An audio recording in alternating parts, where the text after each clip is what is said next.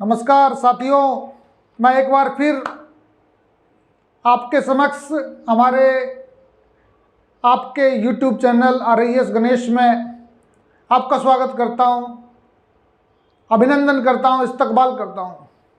साथियों, आज जो हम टॉपिक लेकर आए हैं वो बहुत मज़ेदार टॉपिक है, इंटरेस्टिंग टॉपिक है और करंट से जुड़ा हुआ टॉपिक है जो आपको इसकी बारीकी समझ पैदा करेगा। हम बात कर रहे हैं कॉलेजियम सिस्टम की। साथियों, कॉलेजियम सिस्टम अभी हाल ही में चर्चा में रहा है, तो हम ये जानते हैं कि क्या है कॉलेजियम सिस्टम।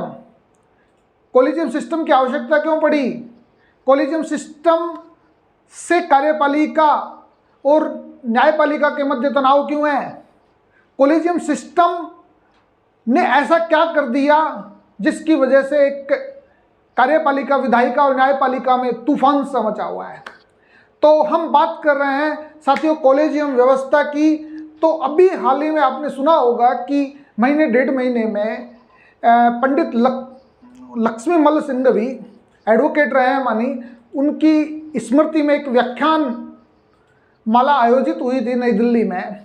उसमें हमारे चीफ जस्टिस ऑफ इंडिया ने न्यायपालिका में जो केस अभी पेंडिंग चल रहे हैं उन पर न्यायाधीशों की नियुक्ति में हुई देरी बताई, और साथ में फिर हमारे जो कानून मंत्री हैं, केंद्रीय कानून मंत्री, उन्होंने एक बयान दिया कि साहब न्यायपालिका में जजों की नियुक्ति में देरी इसलिए हो रही है क्योंकि NJAC को इन्होंने रद्द कर दिया है। असंवैधानिक करार देकर NJAC जो नेशनल जुडिशरी अपॉइंटमेंट कमीशन गठित किया गया था उसे रद्द कर दिया गया है। इस वजह से न्यायपालिका की स्वतंत्रता नहीं हो पा रही है। तीसरी हम बात करें, तभी उसी समय हमारे देश के उपराष्ट्रपति धनखड़ साहब ने भी NJAC व्यवस्था के संबंध में कुछ ऐसी बातें बोल दी, तो ये कॉलेजियम व्यवस्था बड़ा चर्चा में हो गया। तो कॉलेजियम व्यवस्था के बारे में पहले तो हम जानते हैं कि क्या है, फिर जानने से पहले या तो हम पृष्ठभूमि की बात कर लेते हैं, फिर कॉलेजियम की बात कर लेते हैं।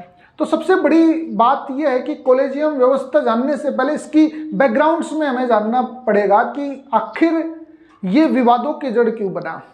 तो साथियों, हम आपको बता दें कि सर्वोच्च न्यायालय में 1970 में एक वाद आया था जिसका नाम था केशवानंद भारती वाद।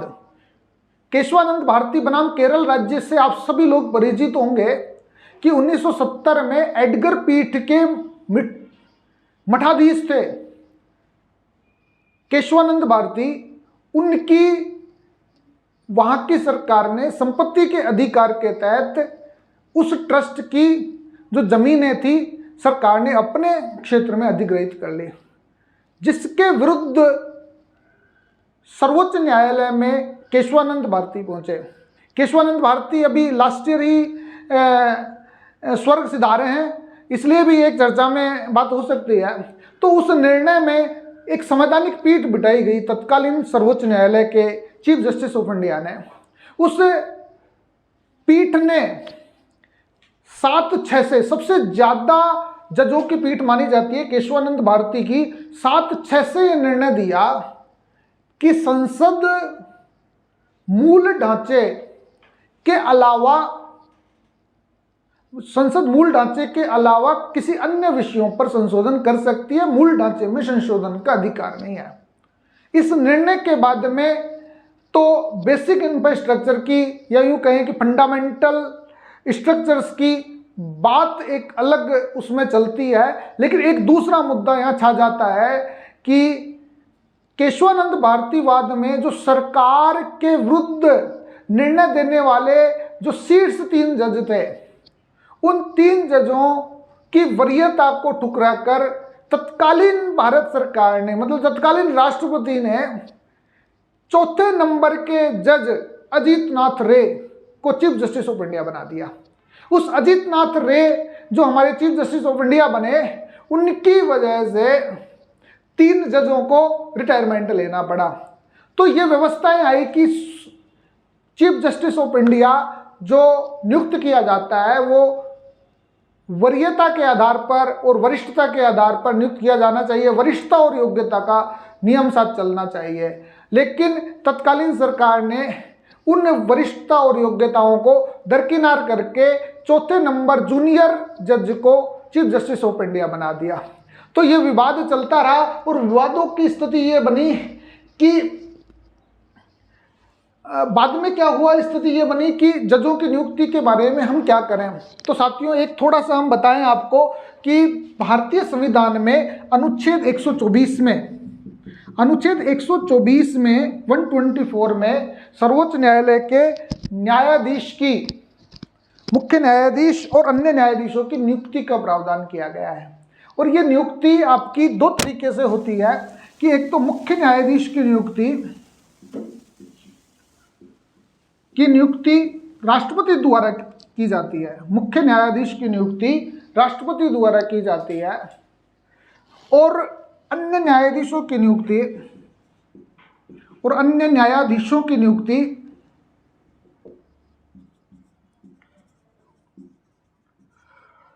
मुख्य न्यायाधीश की सलाह पर राष्ट्रपति द्वारा की जाती है। मुख्य न्यायाधीश की सलाह पर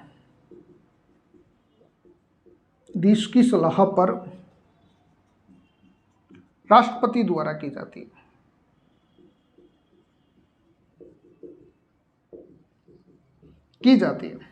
देखिए साथियों कि हमारा जो 124 अनुच्छेद है, 124 आर्टिकल, वो क्लियर कह रहा है कि मुख्य न्यायाधीश की नियुक्ति राष्ट्रपति द्वारा की जाती है। तो कुल मिलाकर यह है कि मुख्य न्यायाधीश की नियुक्ति में राष्ट्रपति को डिस्क्रिशन पावर है, स्वविवेक है। लेकिन अन्य न्यायाधीशों की नियुक्ति मुख्य न्यायाधीश की सलाह पर राष्ट्रपति द्वारा की जाती है। ये बारीकियां हैं संविधान की एक्सप्लेनेशन करने की। तो देखिए, मुख्य न्यायाधीश की नियुक्ति में तो तत्कालीन सरकार ने अपना डिस्क्रिशन पावर दिखा दिया। 3 जो सीनियर जज थे, उन 3 सीनियर जजों को दरकिनार करके एक चौथे नंबर के जूनियर जज को चीफ जस्टिस ऑफ इंडिया बना दिया, जो एक विवादों में रहा बहुत बड़ा।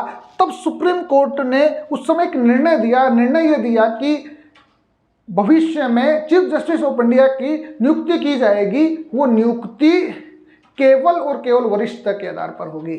तो भारत सरकार को बाद में मानना पड़ा और वरिष्ठता के आधार पर नियुक्ति होने लगी। जो राष्ट्रपति का डिस्क्रिशन पावर था, वो राष्ट्रपति का डिस्क्रिशन पावर छीन लिया गया।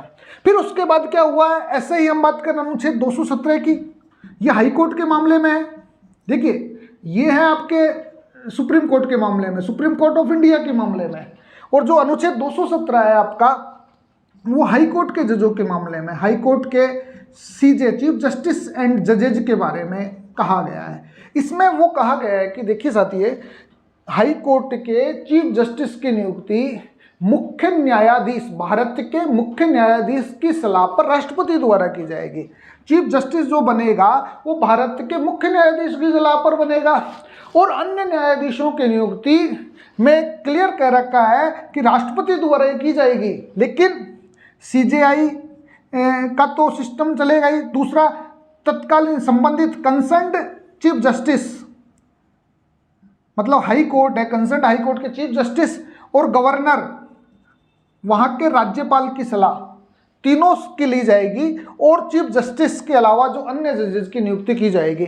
कुल मिलाकर इसमें भी ये कहा गया है कि सीजे की सलाह पर, चीफ जस्टिस की सलाह पर अन्य न्यायाधीशों की नियुक्ति राष्ट्रपति द्वारा की जाएगी।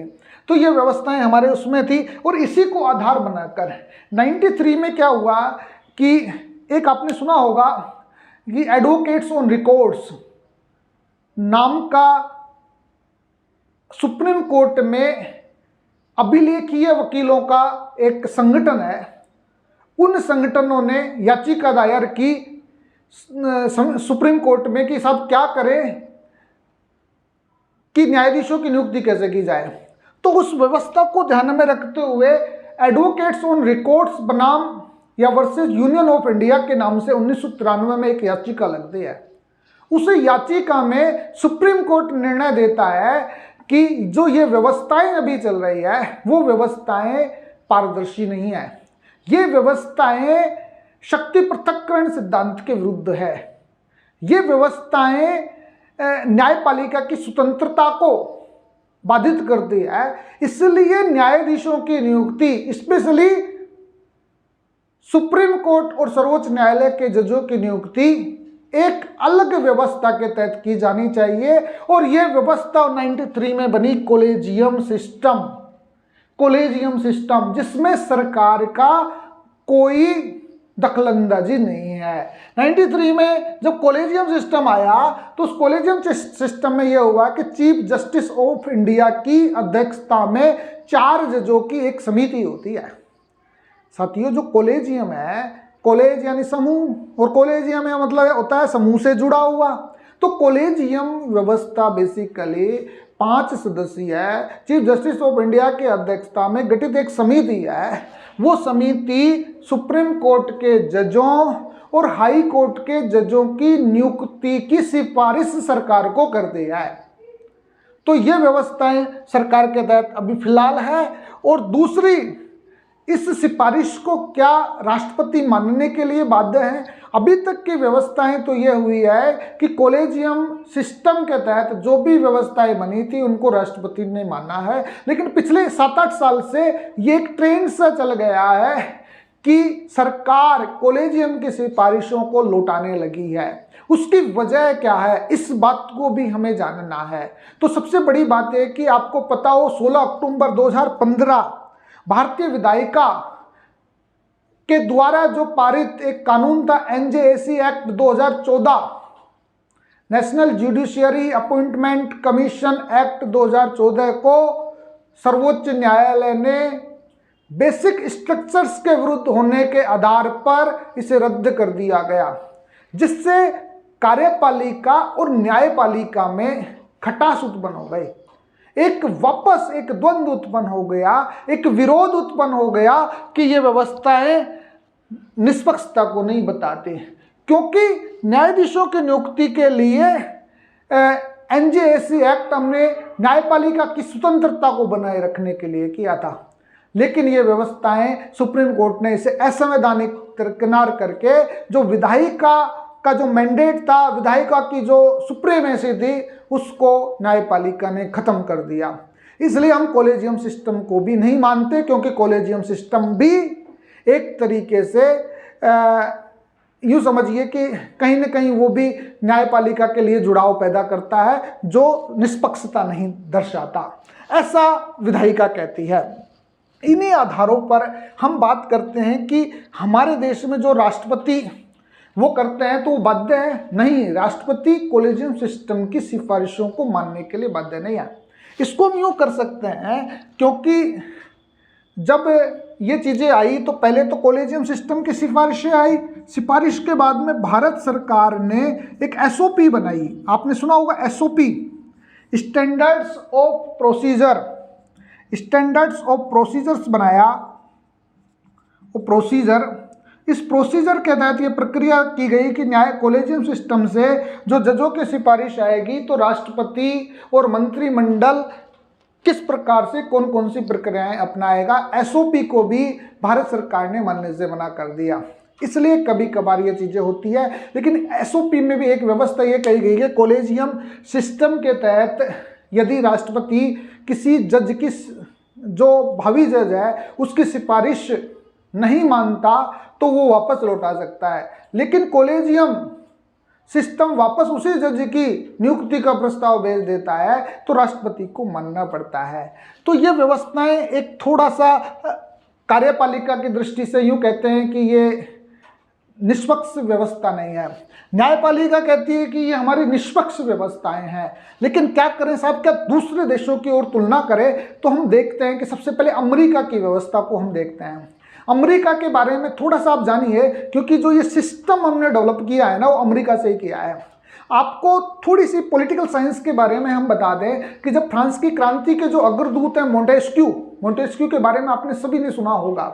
मोंटेस्क्यू ने शक्ति पृथक्करण का सिद्धांत दिया था, theory of separation of power. ये सेपरेशन ऑफ पावर बेसिकली कार्यपालिका, विधायिका और न्यायपालिका की शक्तियों का पृथक्करण का सिद्धांत बताता है।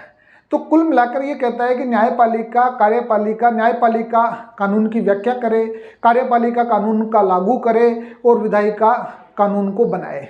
ये तीन शक्तियां अलग अलग होनी चाहिए। जैसे राजाओं के ज़माने में हम बात करें कि सारी शक्तियां राजा में ही निहित होती थी, तो वहाँ शक्ति पृथक्करण का सिद्धांत नहीं पाया जाता था, जिससे तानाशाही पनपती थी।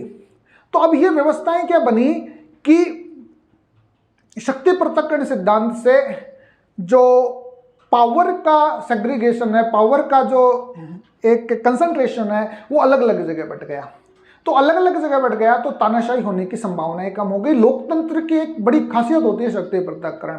और दूसरा इसमें यह कहा गया मोंटेस्क्यू ने कि शक्ति के पृथक्करण के अलावा भी हमें क्या करना है, हमें कार्यों में भी उनके एक दूसरे पर नियंत्रण भी बनाए रखना है, चेक एंड बैलेंस बनाए रखना है। कार्यपालिका विधायिका पर, विधायिका न्यायपालिका, न्यायपालिका कार्यपालिका पर, इस प्रकार के नियंत्रण बनाए रखना है।